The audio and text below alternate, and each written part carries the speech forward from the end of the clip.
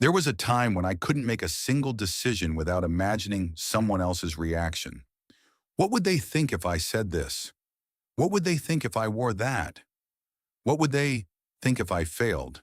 And the worst part is, no one ever actually said anything. The prison wasn't real, but it felt real. It lived in my head, shaping everything, from the way I spoke, to the risks I didn't take, to the life I almost didn't live. This video is about breaking out of that invisible prison, not by becoming careless, not by becoming selfish, but by becoming free. Imagine this. You walk into a room and suddenly you become hyper aware of yourself. Your posture changes. Your voice tightens. You edit your words mid-sentence. Why? Because somewhere in your mind there's an audience watching you. Psychology calls this the imaginary audience effect. It's the tendency to believe that people are constantly observing and judging us, far more than they actually are. In reality, most people are too busy worrying about themselves. But your brain doesn't know that. From a neuroscience perspective, this comes down to how your brain processes social threat. Your amygdala, the part of your brain responsible for detecting danger, doesn't just react to physical threats. It reacts to social rejection as if it were physical pain. That's not metaphorical. Studies show that social rejection activates the same neural pathways as physical injury. So when you fear judgment, your brain thinks, this is dangerous, avoid at all costs. And just like that, you start shrinking. Somewhere along the way, you learned a quiet, dangerous rule. If people approve of me, I'm safe. If they don't, something is wrong with me. This belief is rarely taught directly. It's absorbed through school, where approval equals grades, through social circles, where approval equals belonging, through social media, where approval is literally counted. And over time, something subtle happens. You stop asking, what do I want? And start asking, what will make me acceptable? That's the moment you begin to lose yourself. The Stoic perspective, what you can't control. There's an ancient idea that cuts straight through this problem. Some things are in your control, some things are not. Your actions, in your control. Your intentions, in your control. Your effort, in your control. Other people's opinions, not in your control. And yet, that's where most of your energy goes. You replay conversations. You imagine judgments. You try to predict reactions. You're trying to control something that is fundamentally uncontrollable. And it's exhausting.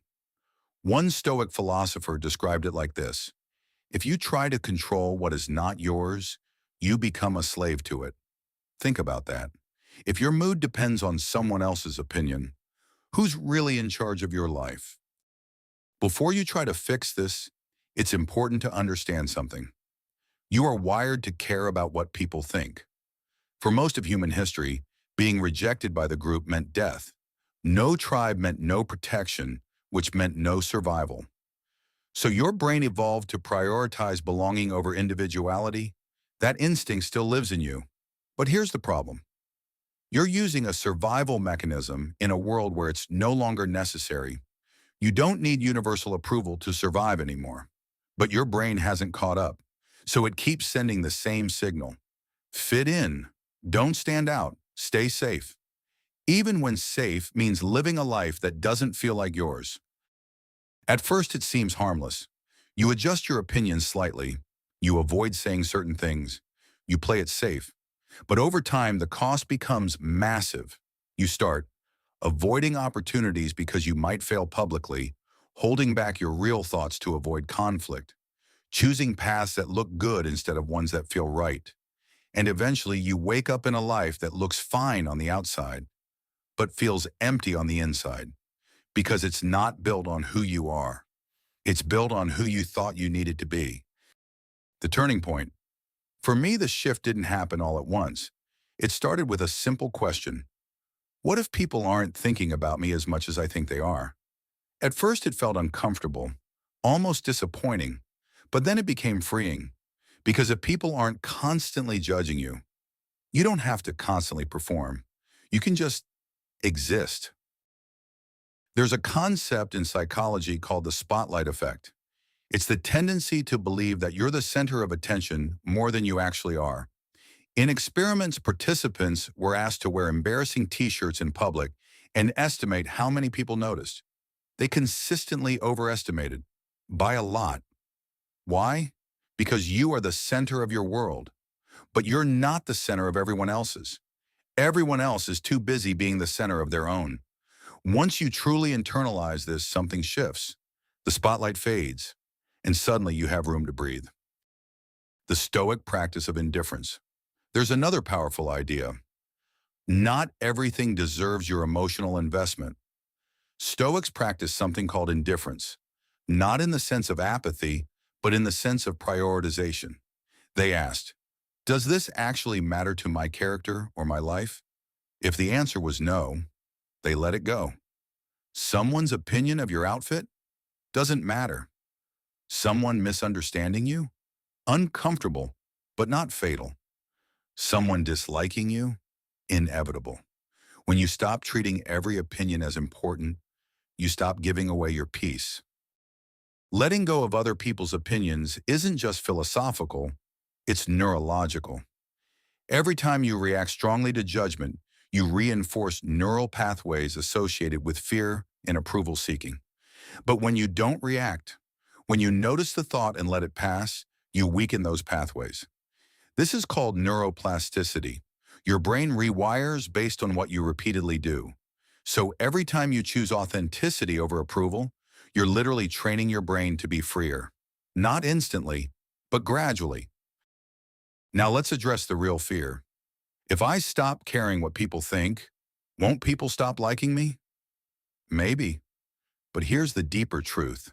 If people only like you when you're performing, they don't actually like you. They like the version of you that's easy to approve. And that's not real connection. Real connection requires honesty, and honesty requires the risk of disapproval. You can either be liked by many for being someone you're not, or be known by a few for who you truly are. You can't have both. So next time you catch yourself worrying about what someone thinks, pause and ask, can I control their opinion? Will this matter in a year? Am I acting out of fear or truth? Most of the time, you'll realize that you're trying to solve a problem that doesn't need solving. Detaching from other people's opinions doesn't mean ignoring feedback.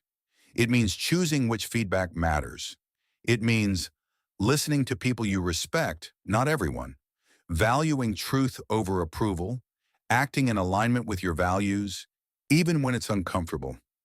Your true self isn't something you find. It's something you stop suppressing. It's what's left when you remove the fear. When you stop living for approval, something surprising happens. You don't become reckless. You don't become disconnected. You become lighter. You speak more honestly. You take more meaningful risks. You experience life more directly. And ironically, people often respect you more. Not because you're trying to impress them, but because you're not. At the end of your life, no one else will be there to evaluate it. No audience, no judges, no approval score. Just you. And the question won't be, did everyone like me? It will be, did I live as myself? So maybe the goal isn't to stop caring what people think completely. Maybe the goal is simpler. Care less about being like and more about being real. Because the moment you stop needing permission to be yourself is the moment you become free. If this resonated with you, take one small step today. Say the thing you've been holding back. Wear the thing you've been overthinking. Make the decision that feels true, even if it's not popular. Not to prove anything, but to remind yourself, you don't need the world's approval to exist fully. You already have permission. You just have to use it. I hope this video helped you reconnect with who you truly are. Don't forget to subscribe for more and share your experience in the comments. See you next time on My Way.